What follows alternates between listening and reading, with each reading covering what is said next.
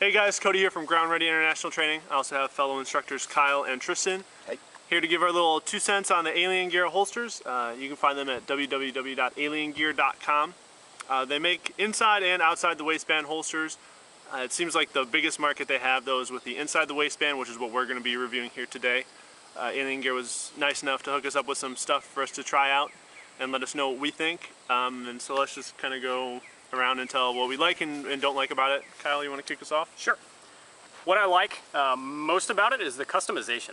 There's a lot of really good quality materials, but what I have found discrepancies with a lot of other holsters is that you can't change anything about them. They come as a single unit. They can't be modified or changed around. I have a block that's got a little bit of work done to it, and I like the ability to change the size of the little spacers in between the holster and the actual the part that touches your skin. What I like about that is you can make it thinner or wider depending upon what's going on, what type of retention you like. If you like something to really stick in the holster, or if you want it to come out a little bit easier. Also, you have a lot of extra holes that you can change around the height, whether it's low or high, how high or low you want that gun, or where you actually want the holster to ride in your pants. Tristan?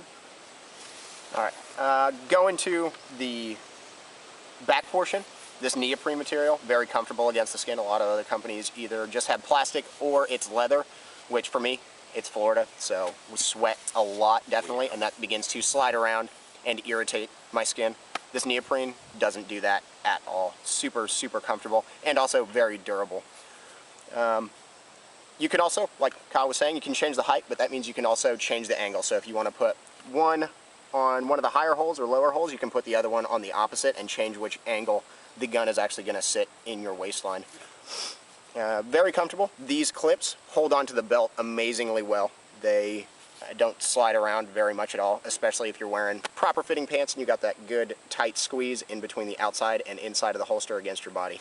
Makes it really comfortable, and it stays where it should be. It's not going to switch from your 3 o'clock if that's where you're carrying all the way back around to your back, or it's not going to slide forward if you're getting up out of a car, things like that. So very comfortable. Big fan of this neoprene material on the back. For sure. The thing I like most, obviously, is the comfort. That's super important when you're going to be wearing something all day, every day, in every kind of condition. Like Tristan said, out here in the Florida heat, this neoprene makes a huge bit of difference, not only for comfort against your skin, but protection for the weapon. Obviously, the salt from your sweat can do a lot of damage to a gun. Instead of having to go home and CLP and scrub your gun every day, you can trust that it's going to stay nice and clean and dry. And there's also, in this newer model, in some of the older holsters, this is a 3.0, there's actually like a sheet of metal in between the two. I guess this is leather or plastic on the outside, and then the neoprene in the middle. So that's just going to keep it a little bit stiffer, which is nice. I have my, my older one here, which is the original one, which I've been wearing for probably like 2 years. Whenever I carry my Glock, I use this. So it's definitely still in good condition, but you can see it just gets worn a little bit quicker. One of the things I'm not a huge fan of is the width. It's obviously super wide, but on the offset of that is it causes the weight of the gun to be more evenly dispersed against your belt. So even though it sucks that it's wider, it takes up more room on your waist, it ultimately makes it for a more comfortable holster. So I definitely think that's worth it. And what Tristan brought up about the clips, I want to kind of touch on that. These are the standard clips it comes with. There's a handful of other ones you can purchase. I like these. They're called the C clamps. I don't know if you can see them. But there are a couple different options you have. With most inside the waistband holsters, they have these metal clips that are angled, so I don't really trust them to hold onto my belt and keep the holster in my pants when I draw my weapon.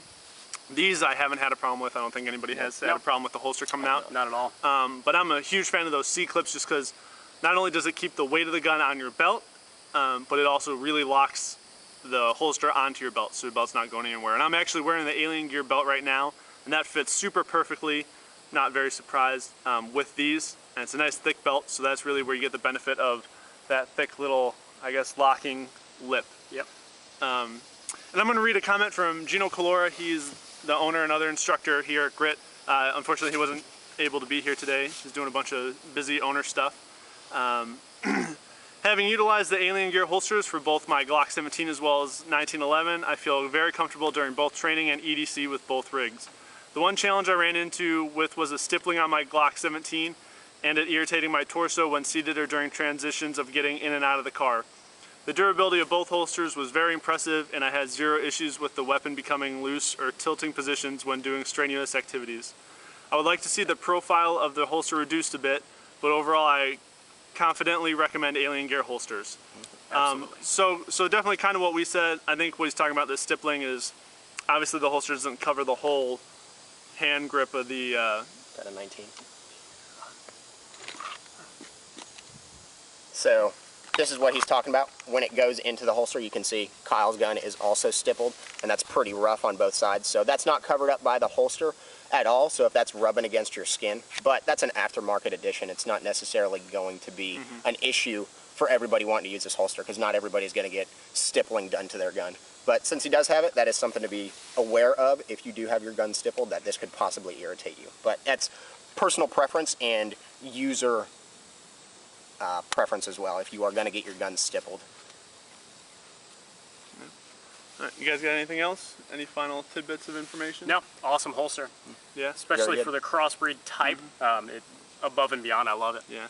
And something I want to touch on before we end this is the price point, especially compared to all these other holsters on the market. They have a really good price point. I think it's like 40 to 50 bucks, and you get a solid holster. You can even change, not the skin, but the shell for the gun, so you can just invest in another shell rather than a whole nother back into the holster, which I think is pretty neat. I also have one of these for my 642, so I tried it with a revolver, and even that's really comfortable. Obviously those tend to be a little thicker.